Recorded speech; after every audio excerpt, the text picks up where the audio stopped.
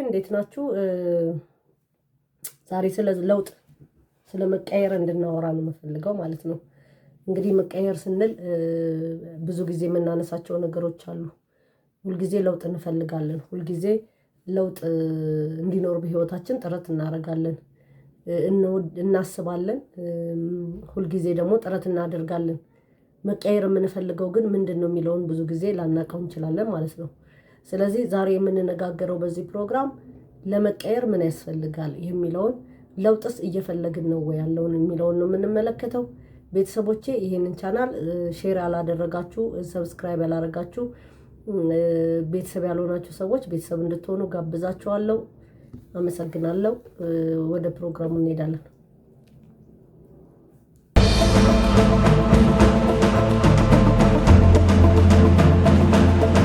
መቀየር እንደምንፈልግ መለየት መቻል አለብን ማለት ነው። ስለዚህ ልማዳችንን ነው፣ አስተሳሰባችንን ነው፣ ጤናችንን ነው፣ ገንዘባችንን ነው ወይስ ደግሞ ከሰው ጋር ያለን ሪሌሽንሺፕ ወይም ደግሞ ግንኙነታችን ነው መቀየር ያለብን የሚለውን ነገር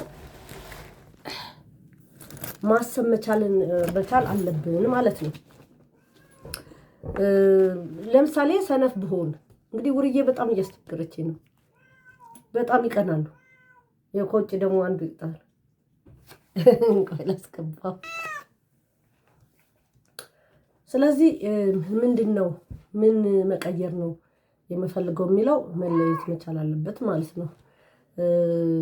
ልማዴን ነው መቀየር የምፈልገው፣ አስተሳሰቤን ነው መቀየር የምፈልገው፣ ጤናዬን፣ ገንዘቤን ወይስ ከሰው ልጅ ጋር ያለኝ ግንኙነት እሱ ነው ወይ መቀየር ያለበት የሚለውን ነገር ማየት መቻል አለብን፣ መለየት መቻል አለብን ማለት ነው።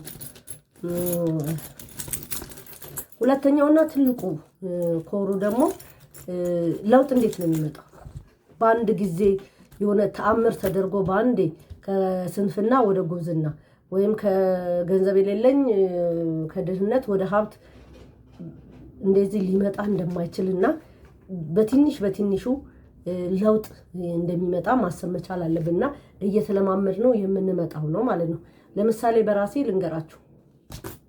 እኔ በራሴ ከዚህ በፊትም የጀመርኩት ዳይት አለ።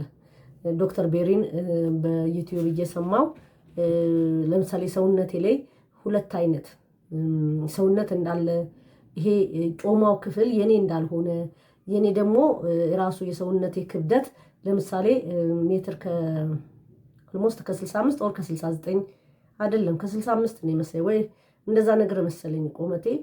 ከዛ ለዛ ሰውነት ለዛ ቁመት ከ65 እስከ 70 ነው ኪሎ። እኔ ግን አሁን ስንት ኪሎ ነኝ? 79 ኪሎ ነኝ ማለት ነው። ስለዚህ ኦልሞስት ወደ 20 ኪሎ ሰውነቴ ላይ ምንም የማይጠቅም ለኔ ክብደት የሆነ በሽታ የሚያመጣ፣ ስኳር የሚያመጣ፣ ደም ብዛት የሚያመጣ፣ ኮሌስትሮል የሚያመጣ፣ አልፎም ተርፎም ደግሞ የልብና የሌላ ችግር የሚያመጣ በሽታ የሚያመጣን ሰውነት ተሸክሜያለሁ ማለት ነው። ይሄ ደግሞ ከየት ነው የመጣው? የምበላቸው ምግቦች ማለት ነው። የምበላቸው ምግቦች መጠናቸው ብዙ ሆኖ ሳይሆን ምንድነው ጮማ ወዳለው፣ ጣፋጭ ነገር ወዳለው፣ ነጭ ዳቦዎችን ወዳለው፣ የተጠባበሱ ነገሮችን ወዳለው ማለት ነው። እድሜ ልኬን ስበላ እዚህ የደረስኩት በእንደዚህ አይነት ነገር ነው ማለት ነው። ስለዚህ አሁን በጣም እየጨመረ 89 ደርሼ ነበር። በጣም እየጨመረ ሲመጣ ያመኝ ጀመር ማለት ነው። ያመኝ ጀመርና መንቀሳቀስ አልቻልኩም ማለት ነው። ይሄ የእግሬ መገጣጠሚያ ላይ ፎቅ መውጣት አልቻልኩም። በቃ ፎቅ መውጣት አልቻልኩም። በዚህ ላይ ደግሞ ሰው ወክ ለምን አታረጊም ምናምን ሲለኝ ወክ ማድረግ ራሱ እኔ አልወድም። አሁን በሰው ላይ አልፈርድም። ለምን እንደማልፈርድ ልንገራችሁ። ለካ ይሄ ሰውነታችን የሚፈልገው ፕሮቲኖችን ነው። ካርቦሃይድሬት ነበር እኔ የምሰጠው። ስለዚህ ድካም ላይ ነው። ፕሮቲን ጉልበት የሚሰጠው ሆኖ ሳለ ኢነርጂ ብቻ እየሰጠው ሰውነቴ ስለሚደክም ስፖርት መስራት አልችልም፣ ይደክመኛል። ትንሽ መንገድ ከሄድኩ ይደክመኛል፣ ፎቅ መውጣት አልችልም ማለት ነው። ሶ እድሜ ለዶክተር ቤሪ ድንገት ዩቲዩብ ላይ ስንሸራሸር አገኘሁት ማለት ነው። እና መስማት ስጀምር መብላት ያለብን ነገሮች እነዚህ ናቸው፣ ማስወገድ ያለብን ነገሮች እነዚህ ናቸው አለ ማለት። አንዳንዴ ሰዎች ክብደታቸውን ሲቀንሱ አይታችሁ እንደሆነ በፍጥነት ይቀንሳሉ። ከዛ ቆዳቸው ሁሉ ሲሸበሸብ ምናምን በጣም መቅጠናቸው ቆንጆ ሆኖ ሳለ መልካቸው ደግሞ በጣም ደስ የማይል ነገር ሲሆን እናየዋለን ማለት ነው። ስለዚህ ምንድነው ያደረኩት? ፕሮቲኖችን መብላት ጀመርኩ ማለት ነው። እነዛ ጮማ የተባለው ምናምን ግን አሁን ይሄ ለውጥ ልነግራችሁ ነው። ግራጁዋሊ ነው የሚመጣው። ምን ለማመድ መቻል አለብን ማለት ነው። እና ውል ሲለኝ ያ ጮማ ትዝ ይለኛል። አሁንም በቃ ደስ ይለኛል። ጠዋት እነ ፈጢራን መብላት እነ ምናምን መብላት፣ ይሄ በነጭ ዱቄት የተሰሩ ነገሮችን መብላት፣ ሳንዱች መብላት ምናምን። አንዳንዴ ምን እላለሁ መሰላችሁ? ራሴን መግዛት መልመድ መቻል አለብኝ እላለሁ። እየፈለኩ መተው በፊት እየፈለኩ መተው እንዳለብኝ ራሱ አላስብም ነበር። የምፈልገውን ነገር ማድረግ አለብኝ ብዬ ነበር የማስበው። ስለዚህ ኢሚዲየትሊ ወዲያው ከ89 ወደ 79 10 ኪሎ ቀነሰ። አሁን እየወጣ እየወረደ ነው። የራሴም ችግር ስለሆነ ማለት ነው። እና ለውጥ ቀስ በቀስ እንደሚመጣ ማመን መቻል አለብን ማለት ነው። ሌላው ደግሞ አስተሳሰብን መቀየር። እችላለሁ፣ እለወጣለሁ፣ አገኛለሁ። በጣም ሰውን የሚገል ምን መሰላችሁ? አልችልም ብሎ ማለት ሰውን ይገላል። አይሆንልኝም ብሎ ማለት ሰውን ይገላል። አይሳካልኝም ብሎ ማለት በጣም ብዙ ሰዎች ዲፕሪሼት እያደረጉ ያሉት በሱ። በእውነት ሰው ከሚሞት ቢኖር ነገ ለውጥ ይመጣል። ምንም ጥያቄ የለውም። ነገ ለውጥ ይመጣል። ከመሞት ምንም አይገኝም። ተስፋ ከመቁረጥ ምንም የሚገኝ የለም። በመሞት ላይ እኮ በተለይ ራሳችንን ካጠፋን ጥያቄ አለብን። ሲኦል ነው የምንገባው። ከዚህ በምድር ላይ ከተቸገርን ካልነው የበለጠ እዛ ደግሞ ሄደን ሞት እረፍት የሚሆንለት ለእንደኛ አይነቱ ሰው አይደለም። በእግዚአብሔር ፊት ሁሌ ለሚመላለስ የእግዚአብሔርን ስራ ለሚሰራ የጽድቅ ስራ ለሚሰራ ያ ነው እኮ ጳውሎስ ያለው እኮ ብሄድ ለእኔ ይሻላል ብኖር ለእናንተ ጥቅም ነው ያለው። እንደ ጳውሎስ አይነት ሰው ስንሆን ነው እንጂ እንደፈለግን ሆነን ስናገባ፣ ስንጋባ፣ ስንጨፍር፣ ስንዘፍን፣ ሌላም ነገር ስናደርግ ቆይተን ሞት ለእኔ ረፍት ነው ልንል አይገባም። አይደለም፣ መኖር ነው ለእኛ ረፍት። ምክንያቱም ነገ ለውጥን ከእግዚአብሔር ጋር ይመጣል። ስለዚህ አስተሳሰባችንን መቀየር መቻል አለብን። ምክንያቱም መጀመሪያ የሚሰራው ከአስተሳሰብ ነው። ምክንያቱም መለወጥ እንፈልጋለን። አዎ፣ በኑሮ፣ በህይወት፣ በገንዘብ፣ በሪሌሽንሽፕ፣ በሌላ በብዙ ነገር መቀየር ልንፈልግ እንችላለን። ስለዚህ አስተሳሰባችንን ወደ ምን መቀየር መቻል አለብን? አንችልም ከሚለው ወደ እንችላለን፣ አንቀየርም ከምንለው ወደ መቀየር።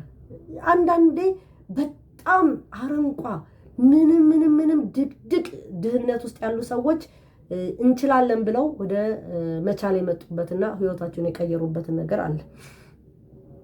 እና ሌላ ደግሞ አጠገባችን ያሉትን ሰዎች አንቺማ አትቀየሪም፣ አንቺማ አትለወጭም፣ አንቺማ ከሚሉ ሰዎች ወደ አይዞሽ፣ ይሄ አሁን ያለው ነገር ነገ ይቀየራል፣ ነገ የተሻለ ነገር ይሆናል፣ አብረንሽ ነን፣ በገንዘብ ልንረዳሽ ባንችል በሀሳብ እንረዳሻለን፣ በርቺ ከሚል ሰው ጋር አብራችሁ ህብረት ማድረግ መቻል አለባችሁ። ትዕግስት ያስፈልጋል። ለውጥ በአንዴ የሚመጣ አይደለም። ትዕግስት ያስፈልጋል።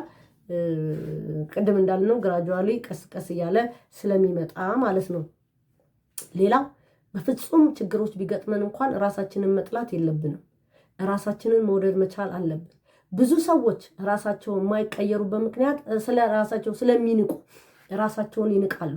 ራሳቸውን መቀየር አልችልም፣ እኔ ደደብ ነኝ፣ እኔ ደካማ ነኝ፣ እኔ ኃይል የለኝም፣ እኔ እንደውም አንዳንዴ ይገርመኛል ሰው እግዚአብሔር አይወደኝም ሲል። እንዴት ነው እግዚአብሔር የማይወድ? እግዚአብሔር ምናልባት የሚጠላው ላችን ላይ ያለ ኃጢአታችንን ሊሆን ይችላል። ኃጢአት የምንሰራውን ኃጢአት አይወደውም። እግዚአብሔር ፈጥሮን እንዴት ነው የሚጠላል? እግዚአብሔር እኮ እግዚአብሔር ነው፣ በጣም ራሽናል ነው። እና እግዚአብሔር እኛም ራሳችንን እንድንወድ ነው የሚፈልገው። እና ዛሬ ለመቀየር ዛሬ መጀመር መቻል አለብን። ቤተሰቦቼ የምንቀየርበትን ሁኔታ በትዕግስት ማየት፣ ነገሮች አልሳካ ሲሉን ለምሳሌ የሚቀይረን ስራ እናገኛለን ብለን ኢንተርቪው አድርገን በኤኒሚንስ ሊጥሉን ይችላሉ። በቃ ለበጎ ነው፣ ምን ይደረጋል። በሰዓቱ ደግሞ ወደ ተሻለ ነገር ልንሄድ እንችላለን። እና ነገ የተሻልኩ ሰው ሆናለሁ ብላችሁ ራሳችሁን ማዘጋጀት መቻል አለባችሁ ብዬ ነው የማስበው። ቤተሰቦቼ አመሰግናለሁ። የዛሬ ፕሮግራሜን ይሄን ይመስላል። ከወደዳችሁት አስተያየት የምትሰጡበትን መንገድ የተመቻቸ ስለሆነ ኮሜንት ላይ ገብታችሁ እንዴት ነው መቀየር የምችለው የሚለውን ነገር በደንብ አስባችሁበት ራሳችሁን ፈትናችሁ ራሳችሁን ለለውጥ ማዘጋጀት መቻል አለባችሁ። በተለያየ መንገድ ለምሳሌ ስራ የማይሳካለት ህይወት ያልተሳካለት ብዙ ነገሮች ሊኖሩ ይችላሉ። መንፈሳዊም ዓለማዊም ኬዞች ሊኖሩ ይችላሉ። እሱን ወደፊት የምንነጋገርበት ሊሆን ይችላል እና በተለያየ መንገድ ራሳችንን ማሳደግ መቻል አለብን። የምንቀየርበትን መንገድ ቁጭ ብለን ማሰብ መቻል አለብን። ከተለያዩ ሚዲያዎች መስማት መረዳት መቻል አለብን። ቤተሰቦቼ አመሰግናለሁ። ሰላም ሁኑ።